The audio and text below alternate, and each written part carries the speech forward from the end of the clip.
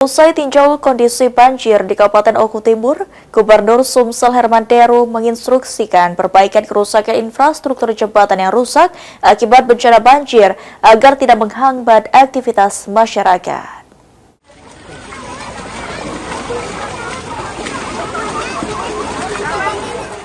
Akibat hujan lebat yang mengguyur sebagian besar wilayah Sumatera Selatan mengakibatkan sejumlah daerah terendam banjir, salah satunya di 3 kecamatan di Kabupaten Ogan Komering Ulu Timur. Setelah meninjau langsung lokasi banjir, Gubernur Sumatera Selatan Herman Deru memastikan banjir yang terjadi di Kabupaten Oku Timur tidak ada korban jiwa dan kondisi banjir saat ini sudah mulai surut. Namun akibat banjir yang terjadi, orang nomor 1 di Sumatera Selatan tersebut langsung menginstruksikan pemerintah Kabupaten Oku Timur untuk segera memperbaiki infrastruktur jembatan yang rusak akibat bencana banjir agar tidak menghambat aktivitas masyarakat.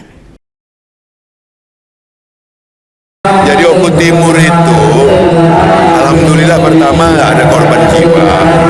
Kedua, memang betul ada beberapa infrastruktur yang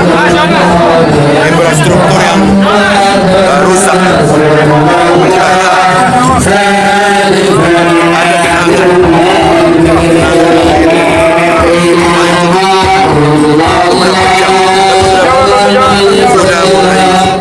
Gubernur Herman Deru juga mengingatkan pentingnya kewaspadaan bersama lantaran banjir yang terjadi menjadi peringatan bagi semua pihak agar tidak menganggap remeh potensi bencana yang kemungkinan dapat terjadi di Sumatera Selatan.